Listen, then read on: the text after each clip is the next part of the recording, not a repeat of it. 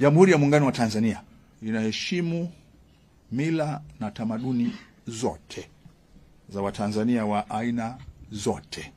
Lakini pia Jamhuri ya Muungano wa Tanzania inawapa watu uhuru wa kuishi mahali popote wanapotaka, ikiwa ni pamoja na kubadili mifumo yao ya maisha kama wanataka kwa hiari yao wenyewe. Kwa hiyo mimi nilikuwa sijaona hizo video clip za kwamba wanapewa pombe kali. Sasa maadamu umeniambia hili la pombe kali, kuwapa hao watu pombe kali ni jambo ambalo ni kinyume kabisa cha maadili. Huwezi kuwageuza watu kuwa walevi, na huwezi kutumia nafasi yao mimi kwangu naona jambo hilo si jambo mwafaka, na linaweza kuwa pia la kuwatweza.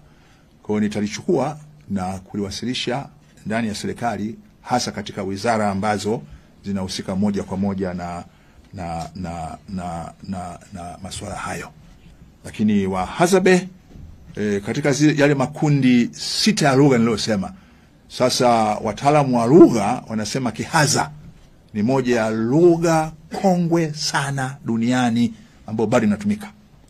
Kwa hiyo moja ya maeneo ambayo wizara tunataka kuyafanyia kazi sasa ni kuona namna gani tuweze kuhifadhi na kuitunza hiyo lugha ya Kihaza inayozungumzwa na Wahadzabe, ambao ni moja ya lugha za zamani sana.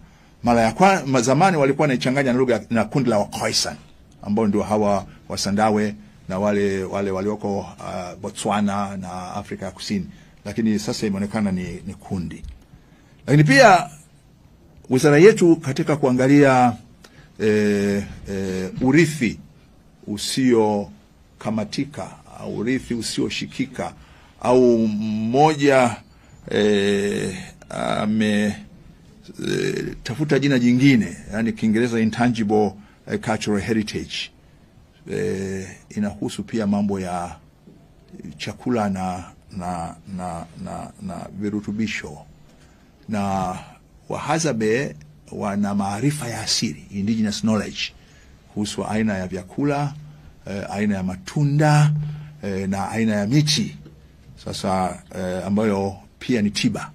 Kwa hiyo ni eneo moja ambalo hatuna budi kulifanyia utafiti ili kupata haya maarifa ya asili ambayo wenzetu Wahadzabe bado wameyatunza, ambayo baadaye yanaweza kuja kuwa na faida kubwa sana. Tanzania na nchi nyingine za Kiafrika tumepoteza hiki kitu tunakiita genetic resources, ambazo watu wengi hawafahamu kwamba zina pesa nyingi sana. Wanakuja wenzetu kutoka nje, wanazichukua, wakizichukua wanakwenda wanatengeneza dawa, alafu baadaye sisi tunanunua.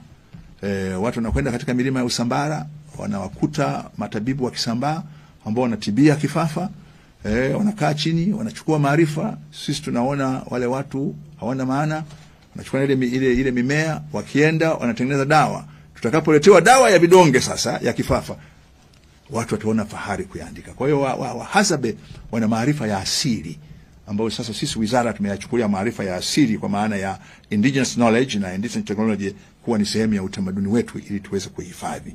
Lakini hili na mimi nitazitafuta hizo video, nilikuwa sijaziona, lakini hatuwezi kuwapelekea watu pombe kali na kuwaondoa katika mfumo wao wa maisha. Kwanza wao walikuwa wanatengeneza pombe yao kutokana na asali. Tuache huko kama ambavyo Waathu na wanaendelea kutengeneza nengerua ya asali, wengine wanatengeneza lusuo kwa asali, wengine wanatengeneza nini, na hawa tungekwenda tujifunze hiyo pombe yao ya asili. Lakini kuwapelekea haya makeivanti, nataka kuamini hivyo inaweza kuwa ni jambo ambalo sio mwafaka.